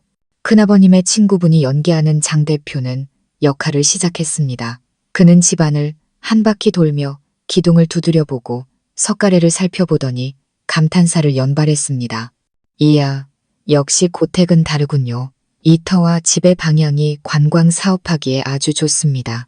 그는 서류 가방에서 3D 설계도가 포함된 서류 뭉치를 꺼냈습니다. 보십시오. 저희가 구상하는 설계도입니다. 집의 뼈대는 그대로 두고 내부만 현대식으로 개조할 겁니다. 마당에는 작은 수영장도 만들고요. 이 일대에서 가장 인기 있는 한옥 스테이가 될 겁니다. 평생 이 집을 아껴오신 시아버님도 집의 원형을 보존한다는 말에 마음이 동하는 듯 했습니다. 장 대표는 시부모님을 향해 말했습니다. 솔직히 말씀드려서 저희는 이 집이 아주 마음에 듭니다. 만약 파실 의향이 있으시다면 저희 회사에서는 5억 원을 제시하겠습니다. 5억입니다. 시어머니는 말을 더듬었습니다. 자신의 귀를 믿을 수 없었죠. 그 금액은 형님이 말한 2억보다 3억이나 많은 돈이었습니다. 장 대표는 확신에 찬 목소리로 말했습니다. 네, 5억입니다. 그리고 오늘 바로 결정해 주시면 계약금으로 현금 2억을 먼저 드리겠습니다. 공증도 확실하게 하고요. 어떠십니까? 계약금 2억을 바로 준다는 말에 시어머니의 눈은 탐욕으로 불타올랐습니다. 그녀는 시아버지를 향해 소리쳤습니다. 영감, 들었어요? 5억이래요. 당장 팔아야지. 뭘 망설여요. 어서 좋다고 해요. 평생 아내 말에 순종해온 시아버님도 큰 금액에 마음이 흔들려 고개를 끄덕였습니다. 그 값이면 괜찮지. 남편도 재빨리 순진한 척 끼어들었습니다. 와, 5억이요. 우리 집 재산이네요. 아버지, 어머니, 파세요. 저 대표님, 딱 봐도 믿음직스러워 보이시는데요. 단 한 사람, 형님만이 얼굴색이 변해 있었습니다. 그녀는 마치 벼락이라도 맞은 듯 얼굴이 파랗게 질려 있었죠. 시어머니부터 시아버지, 그리고 연기하는 남편까지 모두가 5억이라는 가격에 기뻐하고 있을 때 형님만이 찬물을 뒤집어 쓴 사람처럼 굳어 있었습니다. 그녀는 이 5억짜리 계약이 성사되면 자신의 2억짜리 계획이 물거품이 된다는 것을 알았습니다. 절대로 그렇게 되게 둘 수 없었죠. 시어머니가 당장 팔겠다 고 외치자마자 형님은 다급하게 끼어들었습니다. 목소리는 떨렸지만 애써 침착한 척했죠. 잠깐만요, 어머니, 아버님. 너무 서두르지 마세요. 집 문제는 평생이 걸린 큰일인데 이렇게 성급하게 결정하시면 안 되죠. 들떠있던 시어머니는 큰며느리의 말에 기분이 상했습니다. 성급하긴 뭐가 성급해. 3억이나 더 준다는데 마다할 이유가 없지 않으냐. 형님은 시어머니의 팔을 잡아 끌며 속삭였습니다. 어머니, 생판 모르는 사람들이잖아요. 갑자기 나타나서 이렇게 터무니없이 높은 가격을 부르고 계약금으로 2억을 준다는 게 말이 돼요? 이거 사기일 수도 있어요. 요즘 세상에 이렇게 좋은 사람이 어디 있어요. 조용히 차만 마시던 큰아버님께서 입을 여셨습니다. 큰애 말이 일리는 있다만 저분들은 큰 회사라잖냐. 서류에 설계도까지 다 있는데 무슨 사기를 이렇게 전문적으로 치겠느냐. 서류나 설계도야 위조하면 그만이죠. 큰아버님, 형님은 대들듯 말했습니다. 솔직히 저도 아는 분 통해서 집을 사겠다는 사람을 알아봤어요. 그분은 2억을 부르셨어요. 3억이나 적지만 그래도 믿을 수 있는 사람이잖아요. 돈도 한 번에 깔끔하게 주신다고 했고요. 저는 모르는 사람보다 아는 사람한테 파는 게 낫다고 생각해요. 돈 욕심이 난 시어머니는 3억을 놓친다는 생각에 안달이 났습니다. 아는 사람은 무슨 3억이나 싸게 부르는데 그게 아는 사람이냐. 나는 안 판다. 이분들은 5억을 주시고 공증도 서주시고 계약금도 바로 주신다는데 왜 사기야. 장 대표는 그제야 미소를 지으며 서류 가방을 열었습니다. 사모님의 걱정 충분히 이해합니다. 그는 서류 한 뭉치를 꺼내 보였습니다. 이것은 저희 회사 사업자 등록증입니다. 세무번호도 확실하고요.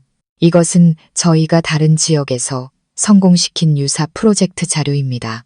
그리고 이것은 현금 2억입니다. 그는 작은 가방을 열었고 그 안에는 빳빳한 5만 원권 다발이 가득했습니다. 동의만 하시면 바로 계약금을 드리고 읍내 법무사 사무실로 가서 계약서를 작성하겠습니다. 모든 것은 법에 따라 투명하게 진행됩니다. 현금 다발을 본 시어머니는 완전히 넋을 잃었습니다. 그녀는 형님의 손을 뿌리치며 말했죠. 너는 이제 그만해라. 내가 결정했다. 이 대표님께 팔겠다. 5억 이걸로 결정합시다. 영감. 시아버님도 연신 고개를 끄덕였습니다. 공증만 확실하면 됐지. 형님은 정말로 당황했습니다. 모든 것이 너무나 순식간에 벌어졌고 자신의 계획이 산산조각날 위기에 처했으니까요. 그녀는 더듬거리며 말했습니다. 하지만 절차가 복잡하잖아요. 자식들 서명도 다 받아야 하고 민준 씨랑 서연이 서명도 있어야죠. 서연이는 지금 강릉에 있는데 어떻게 서명해요? 그녀는 마지막 희망을 걸고 저를 핑계로 시간을 끌려 했습니다. 제가 없으니 계약을 미룰 수밖에 없다고 생각했겠죠. 하지만 그녀의 착각이었습니다. 형님이 제 이름을 언급하자마자 남편이 즉시 상황을 이어받았습니다. 그는 휴대폰을 꺼내 제게 전화하는 척했습니다. 물론 저는 받지 않았죠.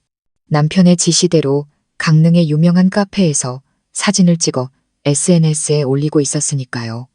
남편은 전화를 끊고는 아주 신난 목소리로 말했습니다. 아이고, 서연이가 지금 산에 올라갔나 봐요. 전화가 안 터지네. 근데 걱정 마세요. 아까 저한테 전화 와서 사진 자랑했거든요. 그때 제가 집 팔게 됐다고 5억이나 준다고 말해줬어요. 시어머니는 뜨끔한 표정으로 물었습니다. 네, 네가 벌써 그 애한테 말했단 말이냐? 뭐라고 하더냐? 뭐라고 하긴요. 좋아서 난리가 났죠. 남편은 큰 소리로 웃었습니다. 세상에 5억이라니. 우리 부자 됐다고 당장 계약하라고 하던데요.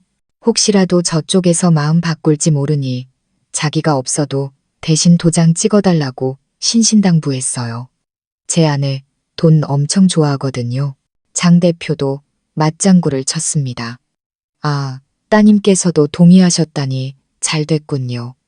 그럼 바로 진행하시죠, 어르신들. 마지막 동아줄마저 끊긴 형님은 거의 절망적인 표정이었습니다. 하지만 남편의 연극은 아직 끝나지 않았습니다. 그는 부모님을 향해 말했죠.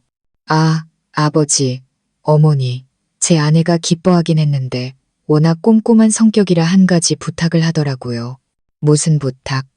시어머니가 의심스러운 목소리로 물었습니다. 남편은 머리를 극적이며 순진한 표정으로 말했습니다. 이게 워낙 큰 재산이고 또 조상님들 모신 집이니까 계약서 쓸 때 자식들이랑 며느리들 모두 증인으로 서명했으면 좋겠대요. 형님이랑 아주버님, 그리고 저희 부부까지요. 그래야 나중에 부모님이 누구 편만 들어서 집 팔아 돈 줬다. 같은 소리 안 나오고 형제끼리에 상하는 일도 없을 거라고요. 남편의 말은 큰아버님의 의도와 정확히 일치했고 누구도 반박할 수 없는 논리였습니다. 큰아버님께서 즉시 고개를 끄덕이셨습니다. 민준이 말이 맞다. 둘째, 애가 생각이 깊구먼. 공동재산을 처분하는 것이니 자식들이 모두 증인으로 서명하는 것이 옳다. 그래야 나중에 분쟁이 없지. 시어머니는 이 복잡한 절차가 마음에 들지 않았지만 5억이라는 돈 때문에 동의할 수밖에 없었습니다. 그래, 그럼 그렇게 하자. 민수랑 지현이는 여기 있으니 당장 서명하라고 해.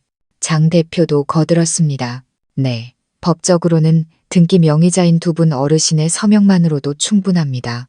하지만 가족분들께서 증인으로 함께 서명해 주신다면 저희야 더 환영입니다. 투명할수록 좋으니까요. 모든 시선이 형님에게 쏠렸습니다. 시어머니가 재촉했죠. 지연아, 들었지? 민수 깨워서 둘 다 서명할 준비해라. 형님은 벼랑 끝에 몰렸습니다. 5억짜리 매매 계약서에 서명을 하라고? 서명하는 순간 그녀의 2억짜리 계획은 완전히 무너집니다. 더군다나 애초에 이 집을 다른 사람 손에 넘기려던 그녀가 어떻게 이 계약서에 서명할 수 있겠습니까? 하지만 서명을 거부한다면 큰아버님은 왜 서명을 안 하느냐? 혹시 부모님이 더 비싼 값에 집 파는 게 싫은 것이냐? 곧 추궁하실 테고 시어머니는 내가 서명 안 하면 내가 이 돈을 못 받는다. 무슨 꿍꿍이냐? 고 소리칠 것이 분명했습니다. 거절할 수도 승낙할 수도 없는 진퇴양난의 상황. 그녀는 핏기 없는 얼굴로 더듬거렸습니다. 네, 아주버님, 부르러 갈게요. 그녀는 비틀거리며 방으로 들어갔고 형님의 오빠 가족도 뒤따라 들어갔습니다. 문이 쾅 닫혔습니다. 밖에서는 장 대표가 밝게 말했습니다. 잘 됐군요. 그럼 내일 아침 9시에 제가 계약서와 계약금 2억을 가지고 다시 찾아뵙겠습니다. 두 분 어르신께서는 집문서와 신분증을 준비해 주십시오. 내일은 온 가족이 다 모여서 함께 서명하시죠. 큰아버님께서 고개를 끄덕이셨습니다. 좋다. 내일 아침 9시다. 시어머니는 기쁨에 겨워 방 안에 틀어박힌 큰며느리는 신경도 쓰지 않았습니다. 오직 5억이라는 숫자만이 그녀의 머릿속을 맴돌았죠. 남편과 큰아버님만이 서로 눈빛을 교환했습니다. 덫은 놓였고 쥐는 완벽하게 구석에 몰렸습니다. 큰아버님과 가짜 투자자가 돌아간 후 시댁의 분위기는 기묘해졌습니다. 시어머니는 5억으로 아파트를 사고 남는 돈이 얼마일지 계산하며 안절부절 못했고 시아버지는 집을 잃는 아쉬움과 큰돈을 얻는 기쁨이 뒤섞인 표정으로 멍하니 앉아 계셨습니다. 아주버님과 형님이 들어간 방은 쥐 죽은 듯 조용했죠. 남편은 제게 전화로 상황을 전해 주었습니다. 방 안에서 작은 목소리로 다투는 소리가 들렸지만 내용은 알 수 없었다고 했습니다. 점심시간이 되어 시어머니가 방문을 두드리자 형님은 손님들이 피곤해서 식사는 안 하신대요 라고 퉁명스럽게 대답했습니다. 그리고 오후 2시쯤 남편은 아주버님 부부와 그 귀한 손님들이 서둘러 짐을 챙겨 떠나는 것을 보았습니다. 그들은 시부모님께 인사 한마디 없이 집에 급한 일이 생겨서 가봐야 한다는 말만 남기고 사라졌습니다. 시어머니는 입을 삐죽이며 말했죠. 급하긴 뭐가 급해. 내가 큰돈 벌게 되니 자기들한테 떨어지는 떡고물이 없을 것 같으니까 삐져서 갔나 보지. 가라지. 뭐. 어머님은 아직 사태의 심각성을 깨닫지 못하고 계셨습니다. 남편은 제게 문자를 보냈습니다. 형님네 갔어. 손님들도 다 아주 허둥지둥 가던데 뭔가 이상해. 아버지 집문서랑 신분증 잘 챙겨. 느낌이 안 좋아. 형님이 이대로 쉽게 포기할 리 없어. 큰아버님께서도 남편에게 똑같이 당부하셨습니다. 그날 저녁 남편은 시아버지께 슬쩍 말을 건넸습니다. 아버지, 내일 계약해야 하니까 집문서랑 신분증 잘 챙겨두셨죠? 혹시 낡아서 글씨가 번진 데는 없는지 제가 한번 볼게요. 시아버지는 순진하게 안방으로 들어가 낡은 나무 장롱을 여셨습니다. 한참을 뒤적이시던 아버지의 목소리가 떨려왔습니다. 어디 갔지? 분명히 이 쇠상자 안에 넣어뒀는데. 남편이 달려가 보니 쇠상자는 그대로 있었지만 그 안에 있어야 할 붉은 표지의 집문서와 낡은 시아버지의 신분증이 감쪽같이 사라져 있었습니다. 없어졌어. 민준아. 시아버지는 부들부들 떨었습니다. 집문서랑 신분증이 다 없어졌어. 남편은 청천벽력 같은 소리에 시어머니를 불렀습니다. 소식을 들은 시어머니는 그 자리에 주저앉으며 얼굴이 하얗게 질렸습니다. 세상에, 지현이, 그년 짓이야. 그년이 훔쳐간 거야. 어머님은 그제야 모든 것을 깨닫고 자신의 금쪽 같은 며느리를 향해 저주를 퍼부었습니다. 남편은 즉시 큰아버님께 전화를 걸었습니다. 큰아버님은 전화기 너머로 거의 포효하셨습니다. 그럴 줄 알았다. 그년이 막다른 길에 몰리니 별짓을 다 하는구나. 네, 아버지 신분증까지 가져갔으니 서명을 위조해서 멋대로 명의를 이전하거나 그걸로 사채를 쓸 생각일 게다. 그럼 어떻게 해야 해요? 큰아버님, 남편도 공황 상태에 빠졌습니다. 경찰에 신고해. 큰아버님은 단호하게 말씀하셨습니다. 당장 파출소에 가서 중요 서류 도난 신고를 해. 범인으로 며느리가 의심된다고. 그리고 큰아버님의 목소리에 힘이 들어갔습니다. 내일 아침 8시까지 너희 부자는 군청 등기소로 가야 한다. 호적등본이든 뭐든 신분을 증명할 서류를 다 챙겨서 그 집문서로 어떤 거래도 할 수 없도록 거래 중지 신청을 해라. 서둘러라. 한 발 늦으면 집을 잃는다. 그날 밤 남편은 부모님을 부축해 큰아버님 댁으로 달려갔습니다. 동시에 강릉에 있던 저도 남편의 전화를 받았습니다. 여보, 다 틀렸어. 형님이 집문서랑 아버지 신분증 훔쳐서 도망갔어. 저는 그 말을 듣고 손발이 차가워졌습니다. 옆에서는 소미가 새근새근 잠들어 있었죠. 우리의 연극은 형님을 벼랑 끝으로 몰았고 그녀는 가장 위험한 수를 선택한 것이었습니다. 저는 즉시 남편에게 말했습니다. 여보, 내 말 들어. 나 지금 당장 돌아갈. 아니, 저는 생각을 바꿨습니다. 내가 돌아가면 안 돼. 내가 돌아간 걸 알면 형님은 더 서두를 거야. 당신이랑 큰아버님께 모든 게 달렸어. 큰아버님 말씀대로 당장 경찰에 신고하고 거래 중지 신청부터 해. 난 여행 취소하고 조용히 돌아갈게. 절대 모습을 드러내지 않을 거야. 일이 이 지경까지 이르렀는데 더 이상 강릉에 앉아 있을 수만은 없었습니다. 저는 소미에게 할머니가 급한 일로 부르셔서 집에 가야 한다고 둘러대고 친구 수진이에게 사실을 일부 털어놓았습니다. 수진아, 집에 큰일이 생겼어. 난 먼저 가야 할 것 같아. 미안하다. 저는 가장 빠른 기차표를 예매했습니다. 기차를 타고 오는 내내 마음이 불타는 듯 했습니다. 저는 충주로 바로 가지 않고 서울의 우리 집으로 먼저 향했습니다. 재빨리 씻고 옷을 갈아입은 뒤 가장 중요한 노트북을 챙겼습니다. 제 비장의 카드가 아직 마지막 무기가 아닐지도 모른다는 예감이 들었기 때문입니다. 제가 충주시댁에 도착했을 때는 오후 4시였습니다. 집안의 풍경은 제 상상보다 더 암담했습니다.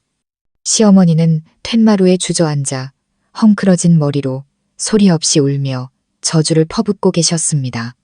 내가 무슨 죄를 지어서 지연이 이 악마 같은 년. 시아버지는 넋나간 사람처럼 앉아 계셨고 큰아버님은 굳은 표정으로 그 맞은편에 앉아 계셨죠.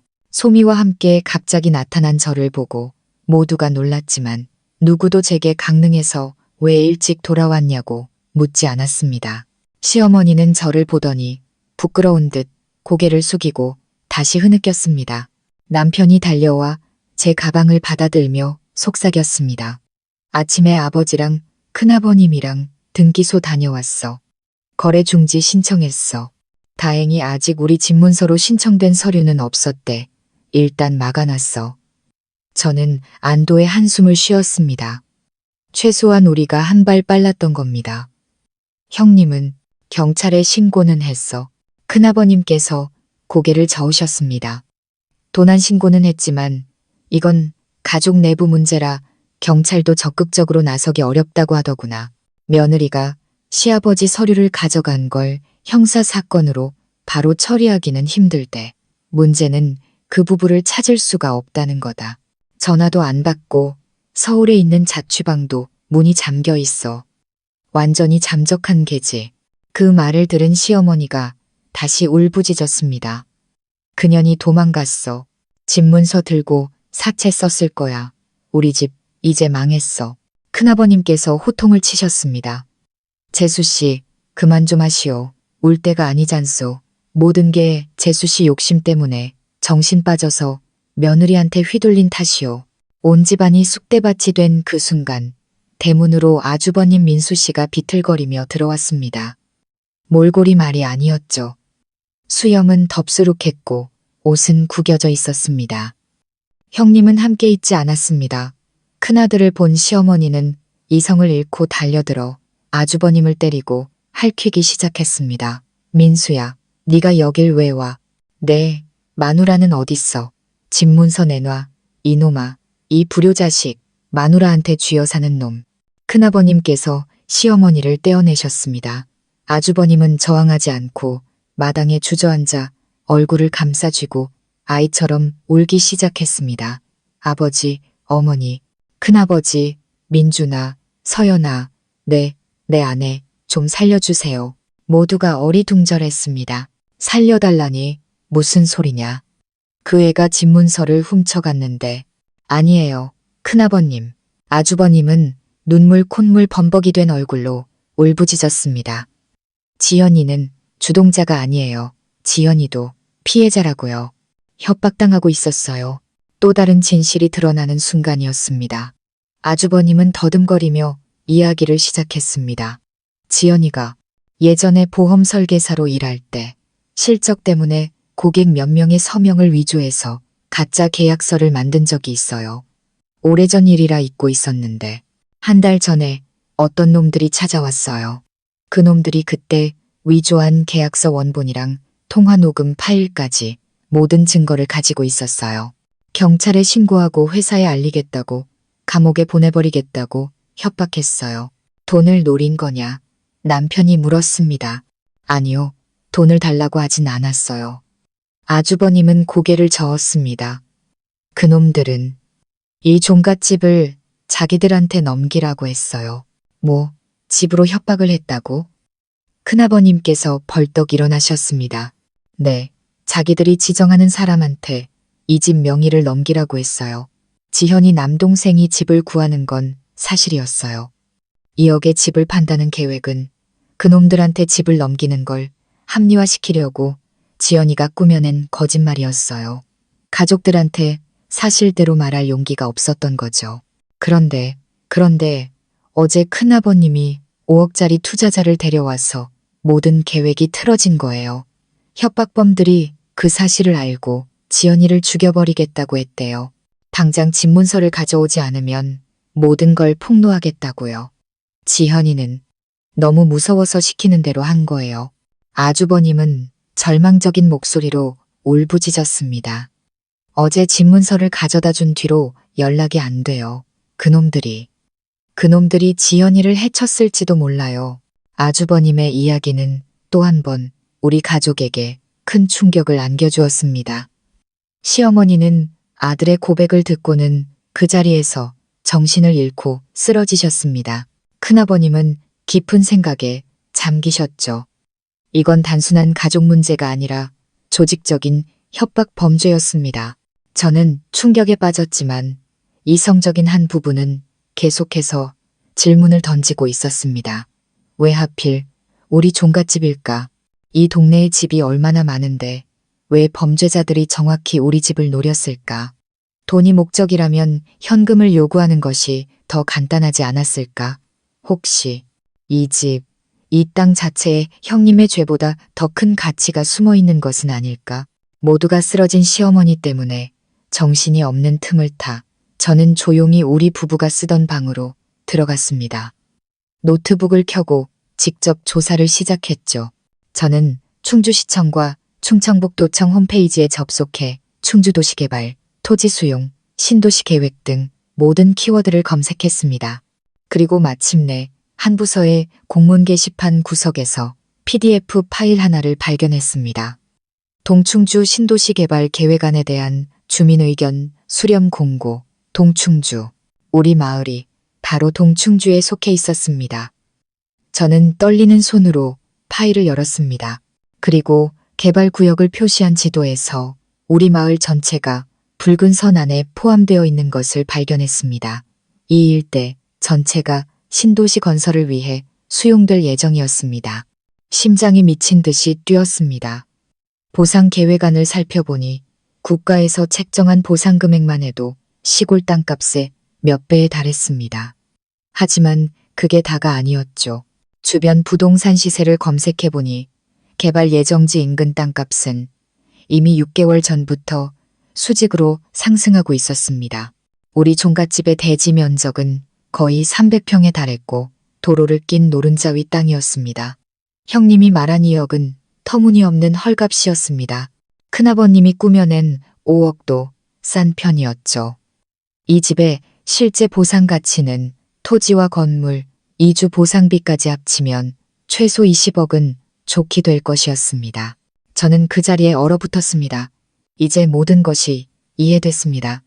협박범들은 단순한 잡범이 아니었습니다. 그들은 정부 내부에 정보원을 둔 조직적인 범죄 집단이었던 겁니다. 그들은 이 지역의 특급 개발 정보를 미리 입수하고 우리 집 땅이 황금알을 낳는 거위라는 것을 알고 있었던 거죠. 그들은 형님의 과거 약점을 이용해 개발 정보가 공개되기 전에 헐값에, 아니 거의 공짜로 이 땅을 빼앗으려 했던 겁니다. 2억은 그들이 제시한 매매 가격이었고 형님은 그 돈으로 남동생 문제를 해결하며 모든 것을 덮으려 했던 거죠. 이건 단순한 협박이 아니라 내부 정보를 이용한 거대한 부동산 사기였습니다. 저는 노트북을 들고 밖으로 뛰쳐나갔습니다. 큰아버님, 아버님, 여보, 이것 좀 보세요. 제 목소리는 거의 비명에 가까웠습니다. 형님만 피해자가 아니에요. 우리 모두가, 우리 가족 전체가 피해자라고요. 저는 노트북 화면을 그들에게 보여주었습니다. 우리가 잃는 건 2억이 아니에요. 우리는 20억을 잃을 뻔했어요. 제 선언에 온 가족은 충격에 빠졌습니다. 20억. 그 숫자는 큰아버님조차 상상하지 못했던 금액이었습니다. 큰아버님은 제게서 노트북을 받아들고 돋보기를 쓴 채 개발 계획안을 꼼꼼히 읽어 내려가셨습니다. 세상에, 우리 마을이, 서연아, 이걸 어떻게 찾았느냐. 그저 너무 이상해서요. 왜 하필 우리 집일까 싶어서요. 아주버님은 모든 것을 듣고 얼굴이 잿빛이 되었습니다. 어쩐지 그놈들이 이 집이 특별한 가치가 있다고 했어요. 20억. 그놈들은 지연이까지 속인 거였어요. 우리 모두를. 그때 정신을 차린 시어머니는 20억이라는 말에 더 이상 울지도 소리치지도 않으셨습니다. 넋 나간 사람처럼 그저 허공만 바라보고 계셨죠. 자신의 탐욕과 어리석음이 어떤 결과를 초래했는지 깨달은 충격이 너무나 컸던 겁니다. 바로 그 순간 남편의 휴대폰이 시끄럽게 울렸습니다. 모르는 번호였습니다. 남편은 저와 큰아버님을 번갈아 쳐다봤습니다. 큰아버님께서 말씀하셨습니다. 받아라. 그리고 스피커폰으로 해라. 남편이 떨리는 손으로 통화 버튼을 눌렀습니다. 차갑고 위협적인 남자의 목소리가 들려왔습니다. 너 김민준 맞지? 네.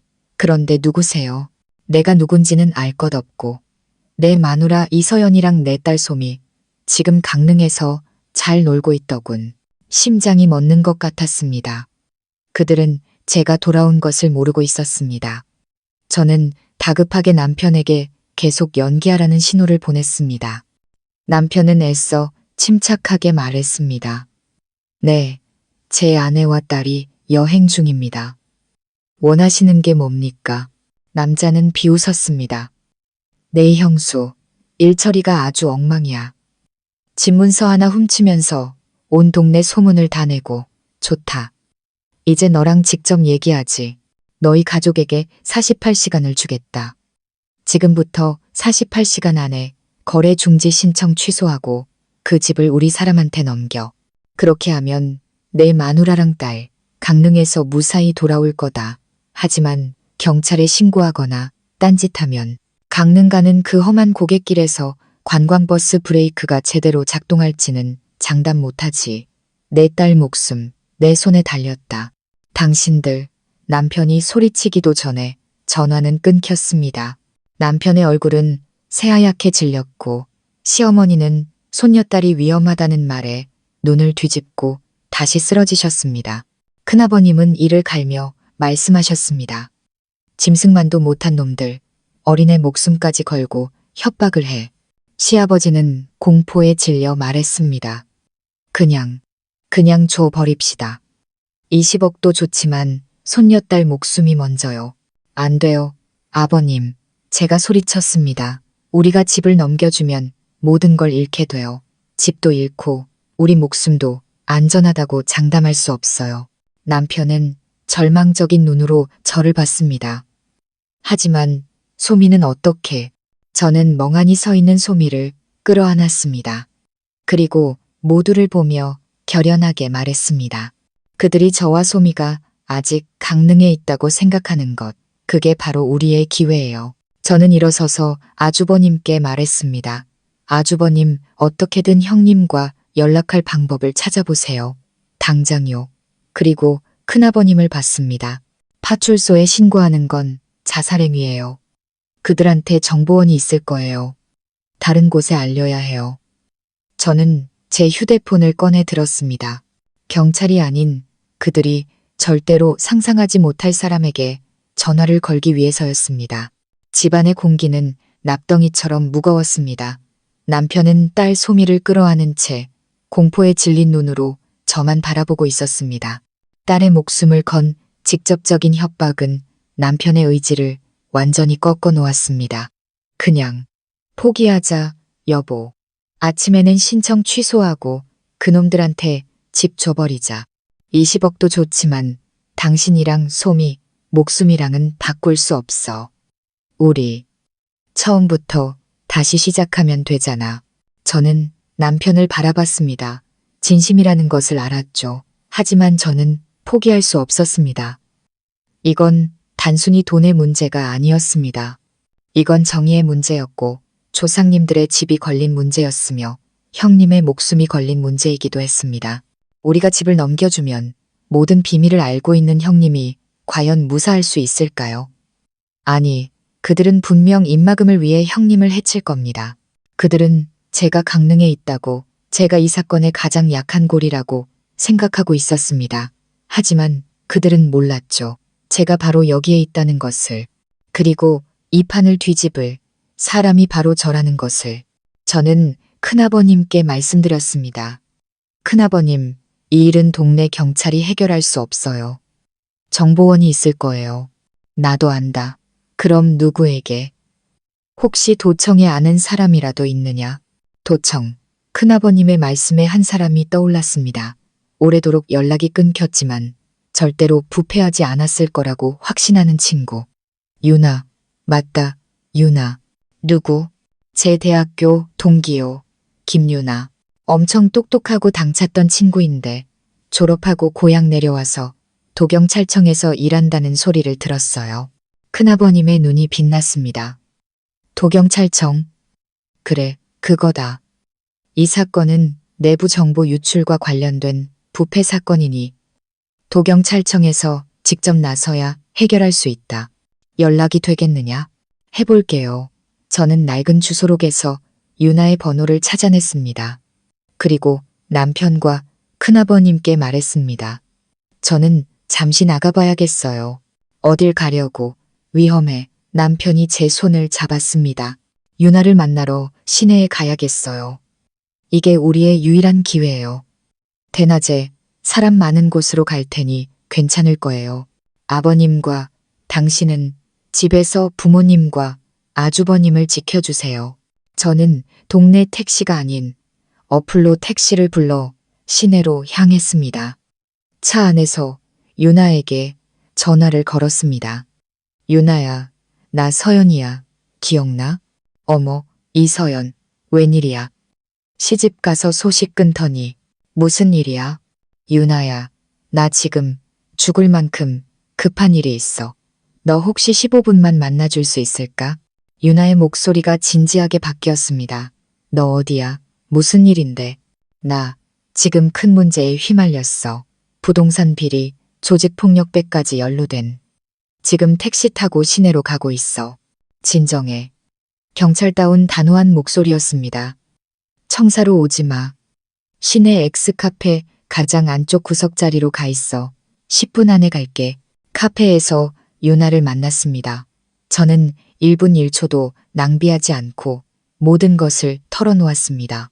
형님의 전화부터 20억짜리 개발 계획, 그리고 48시간의 살해 협박까지.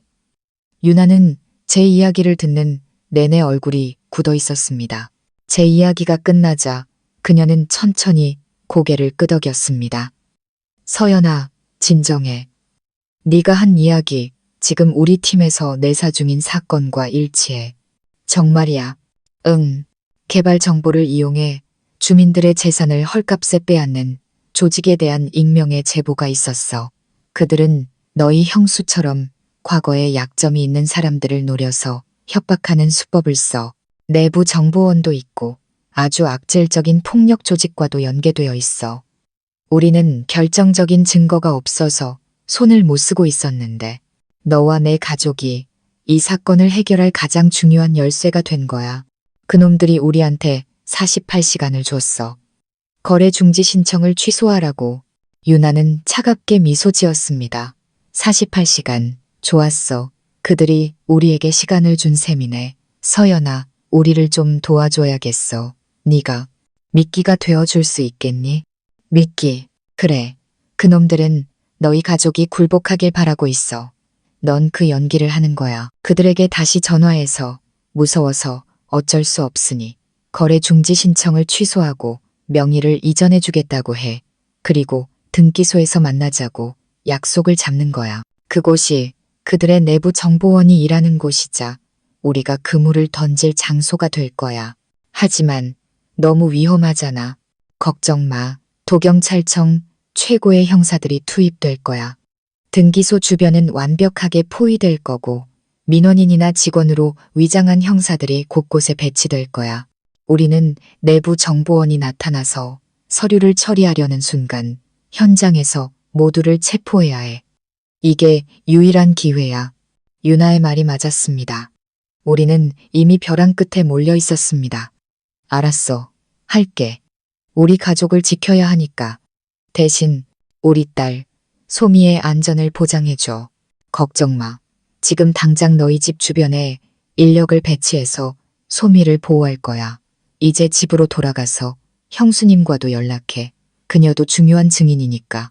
그리고 내 신호를 기다려. 집으로 돌아와 큰아버님과 남편에게 유나의 계획을 설명했습니다. 두 사람은 그 위험성에 얼굴이 하얗게 질렸습니다. 정말 믿기가 되겠다고? 남편이 제 손을 잡았습니다. 이게 유일한 방법이야. 소미는 이미 경찰이 보호하고 있대. 그때 아주버님이 다급하게 달려왔습니다. 서연아, 지연이가 전화했어. 근처 모텔에 숨어 있대. 그놈들이 집문서는 가져갔지만 명예 이전할 때 필요하다고 지연이를 감금하고 있대. 잘 됐어요. 저는 아주버님의 휴대폰을 받아들었습니다. 제가 통화할게요. 아주버님이 다시 전화를 걸자 곧 형님의 떨리는 목소리가 들려왔습니다. 여보, 형님, 저 서연이에요. 저는 말을 잘랐습니다. 똑똑히 들으세요. 저는 모든 걸 알고 있어요. 형님이 협박당한 것도, 그놈들이 형님을 속이고 20억짜리 땅을 가로채려 한 것도요. 지금 형님을 탓할 시간 없어요. 우리 가족은 지금 도경찰청과 협력해서 그놈들을 일망타진할 계획을 세우고 있어요. 이게 형님이 죄를 뉘우치고 협박의 피해자로서 선처를 받을 수 있는 마지막 기회예요. 협조하시면 제가 형님의 과거보험, 사기죄에 대해 최대한 가볍게 처벌받도록 탄원해 드릴게요. 하지만 거부하신다면 모든 책임을 지셔야 할 거예요. 수화기 너머로 형님의 울음소리가 터져 나왔습니다. 서연아, 내가 잘못했어. 제발 살려줘. 시키는 건 뭐든지 할게. 좋아요. 그럼 거기서 얌전히 그들을 따르는 척하세요. 그들이 서류 처리하러 가자고 하면 군말 없이 따라가세요. 그리고 절대로 우리가 모든 걸 알고 있다는 걸 티내면 안 돼요. 전화를 끊고 저는 가족들을 돌아봤습니다. 이제 기다리는 일만 남았어요. 다음 날 저녁 유나에게서 모든 준비가 끝났다는 연락이 왔습니다. 내일 아침 9시 군청 등기소. 지금 그놈들에게 전화해서 약속을 잡아. 저는 남편의 휴대폰으로 그 번호에 다시 전화를 걸었습니다. 애써 두려움에 떠는 목소리를 연기했죠. 저 민준 씨 아내인데요. 제발 우리 딸은 해치지 마세요. 저희가 동의할게요.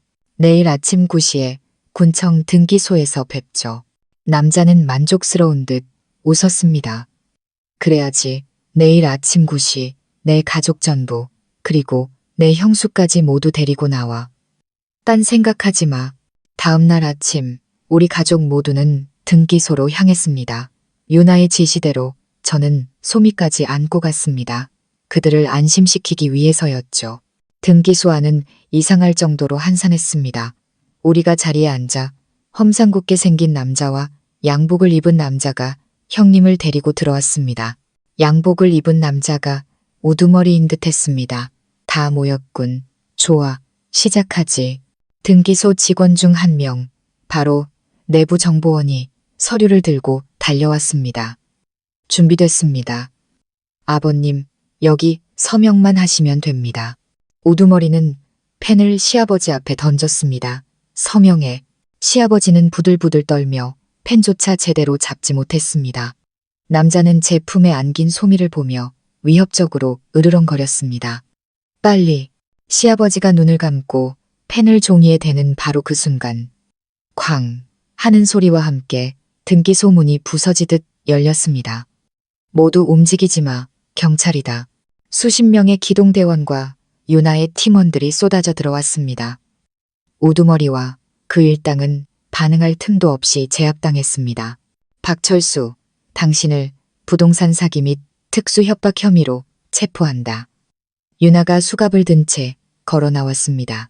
범인들은 그 자리에서 모두 체포되었고 형님은 바닥에 주저앉아 통곡했습니다. 저는 소미를 끌어안았습니다. 드디어 모든 것이 끝났습니다. 사건의 전말이 밝혀지자 지역사회는 발칵 뒤집혔습니다. 우두머리 박철수는 내부 정보를 이용해 서민들의 땅을 갈취해 온 전문 범죄 조직의 수장이었고 등기소 직원은 그에게 정보를 넘긴 부패 공무원이었습니다. 우리 가족의 협조와 제가 모아온 증거, 그리고 형님의 결정적인 증언 덕분에 범죄 조직은 일망타진되었습니다. 몇 달 후 개발 계획이 공식적으로 발표되었고 우리 종갓집은 20억 원의 보상금을 받게 되었습니다. 재판에서 범인들은 모두 중형을 선고받았습니다. 형님은 제가 약속한 대로 가족 모두가 탄원서를 제출했고 협박에 의한 범행이라는 점과 수사에 적극 협조한 점이 인정되어 과거의 죄에 대해 2년의 집행유예를 선고받았습니다. 비록 법의 선처를 받았지만 아주버님 부부는 더 이상 고향에 머물 수 없었습니다. 시부모님은 보상금의 일부를 떼어 아주버님 부부에게 주며 새 출발을 할 기회를 주셨고 두 사람은 조용히 남쪽의 다른 도시로 떠났습니다. 가장 많이 변한 사람은 시어머니였습니다. 큰 충격 이후 어머님은 완전히 다른 사람이 되셨습니다. 더 이상 저를 구박하거나 미워하지 않으셨죠. 자신이 그토록 무시하고 미워했던 둘째 며느리가 온 가족을 구하고 하마터면 잃을 뻔했던 20억을 지켜냈다는 사실을 깨달으셨기 때문입니다. 어느 날 어머님은 제게 반찬을 집어주시며 말씀하셨습니다. 지난 8년간 단 한 번도 없었던 일이었습니다. 서연아, 내가 미안했다. 내가 너무 늙고 어리석었어. 늙고 초라해진 어머님의 모습에 제 마음속 응어리도 눈 녹듯 사라졌습니다. 저는 어머님의 손을 잡았습니다. 어머니, 다 지난 일이에요.